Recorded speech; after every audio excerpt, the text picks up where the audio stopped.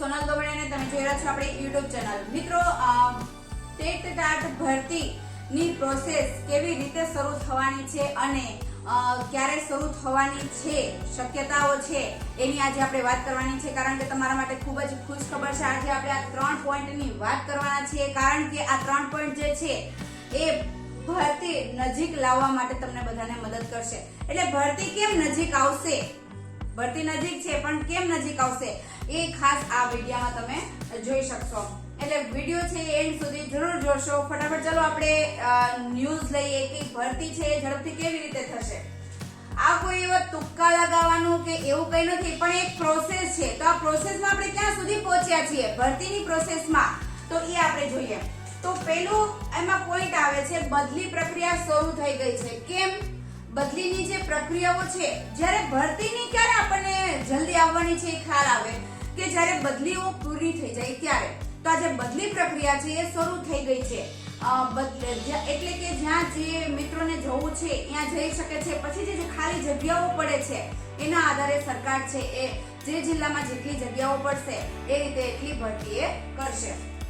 એક આંકડો તો આપી દીધો છે સરકારે, પણ છતાંય કયા જિલ્લામાં કેટલી જગ્યા છે એ ત્યારે પછી એ ખુલશે। તો આ બદલી પ્રક્રિયા શરૂ થઈ ગઈ છે। એ પહેલી હિન્ટ છે, આપણે એમ કહીએ ને હિન્ટ, તો એ ભરતી માટેની પહેલી હિન્ટ છે।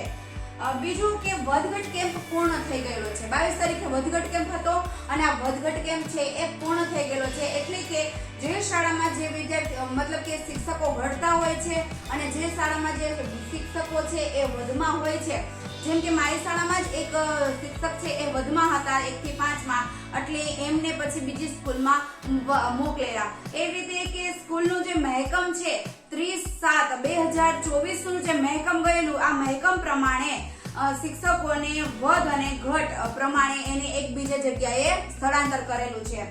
પછી આંતરિક બદલીની અપડેટ આવી ગઈ છે મિત્રો કે આંતરિક બદલી જો કરાવી હોય, એટલે કે તાલુકામાંથી તાલુકામાં તમારે ક્યાંક જવું હોય તો તમે જઈ શકો છો। એટલે કે જે આંતરિક બદલી થાય પછી તાલુકા ફેર થશે અને પછી જિલ્લા ફેર થશે।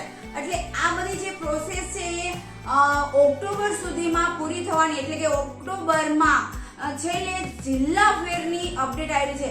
છેલ્લે જિલ્લા ફેર થાય છે એટલે મિત્રો જ્યારે તમને એટલો આઈડિયાઝ આવી જશે કે જિલ્લા ફેર થાય એટલે ભરતી છે એ સાવ નજીક। એટલે આ એક પ્રોસેસ છે એ તમને કઈ કહેતી જાવ એટલે તમને એમ થાય કે નહીં હાસ હવે એક પડાવ પૂરો થયો છે। તો આ વધઘટ કેમ્પનો પડાવ પૂરો થઈ ગયો છે। આંતરિક બદલીની જે અપડેટ છે એ આવી ગઈ છે।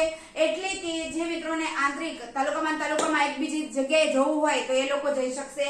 તાલુકા ફેર થશે અને છેલ્લે જિલ્લા ફેર થશે। એટલે એક તો બે ગયા, હવે એક તાલુકા ફેર છે અને એક જિલ્લા ફેર છે। એટલે મિત્રોને એક જિલ્લામાંથી બીજા જિલ્લામાં જવું હોય અને ત્યાં જો જગ્યા હોય તો એ જઈ શકશે। તો મિત્રો આ જે પ્રોસેસ છે એ તમારી ટેટ અને ટાટ ભરતીને લગતી છે। તમને વિડીયો ગમ્યો હોય તો લાઈક કરો, શેર કરજો મિત્રો સાથે, અને હા નવા વિડીયોઝ માટે સોનલ દોમડિયા YouTube ચેનલને સબસ્ક્રાઇબ કરવાનું નહીં ભૂલતા।